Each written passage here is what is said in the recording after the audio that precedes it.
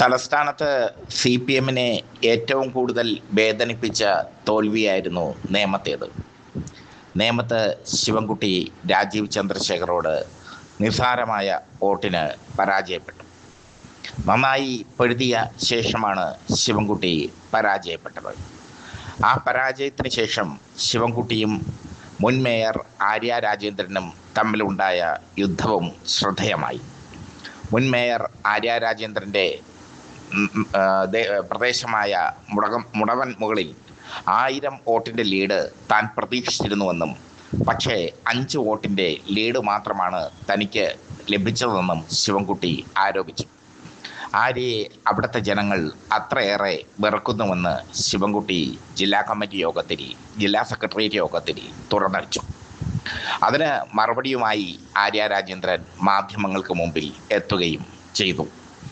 എന്തായാലും തെരഞ്ഞെടുപ്പിനോടനുബന്ധിച്ച് വിളിച്ചു ചേർത്ത നേമം ഏരിയ കമ്മിറ്റി യോഗത്തിൽ ആര്യക്കെതിരെയും തലസ്ഥാനത്തെ ഉന്നത നേതാവിനെതിരെയും രൂക്ഷ വിമർശനം ഉയർന്നിരിക്കുന്നു.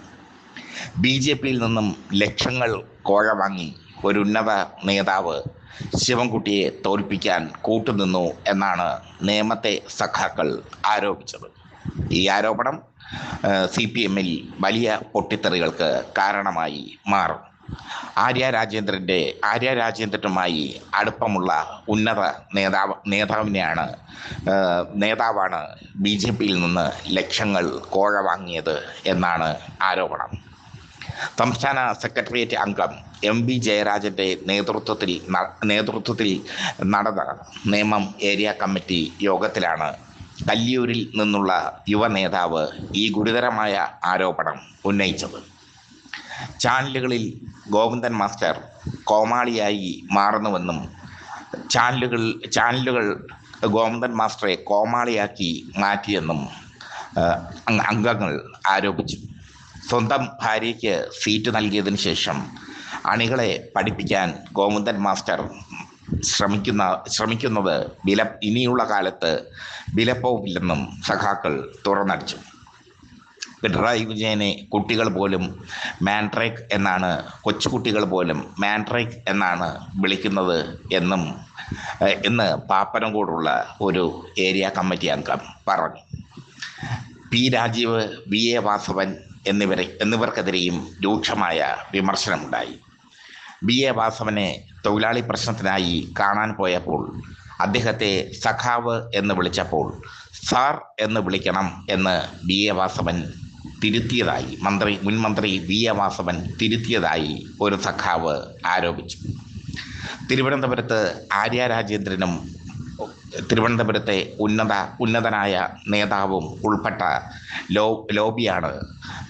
ലോബിയാണ് ശിവൻകുട്ടിയുടെ തോൽവിക്ക് കാരണമെന്ന് സഖാക്കൾ ആരോപിച്ചു.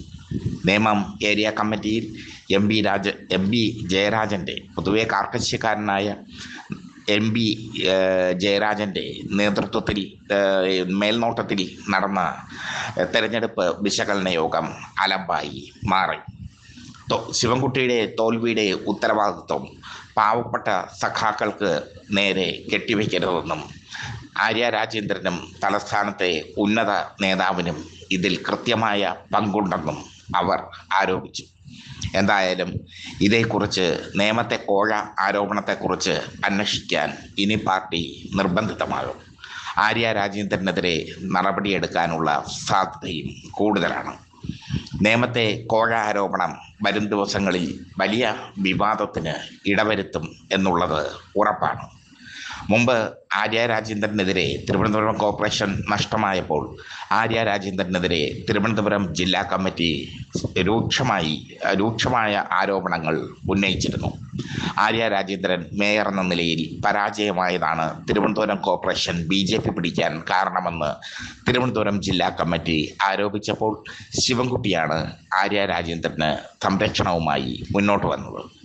അതേ ശിവൻകുട്ടി തന്നെ ഇപ്പോൾ ആര്യ രാജേന്ദ്രനെതിരെ ആരോപണവുമായി രംഗത്തെത്തി. ആര്യ രാജേന്ദ്രൻ അതിന് മറുപടിയുമായി രംഗത്തെത്തി. നേമത്തെ സഖാക്കൾ ആരോപിച്ച ഏരിയ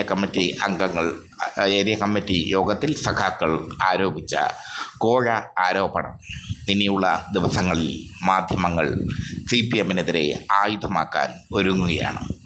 എന്തായാലും BJP-യിൽ നിന്ന് ലക്ഷങ്ങൾ വാങ്ങി ശിവൻകുട്ടിയെ പോലെയുള്ള ഒരു നേതാവിനെ ഉന്നത നേതാവും ആര്യ രാജേന്ദ്രനും ഉന്നത നേതാവും ചേർന്ന് പരാജയപ്പെടുത്തി എന്ന ആരോപണം അന്വേഷിക്കാൻ അന്വേഷണ കമ്മീഷനെ വയ്ക്കാൻ CPM നിർബന്ധിതരാകും.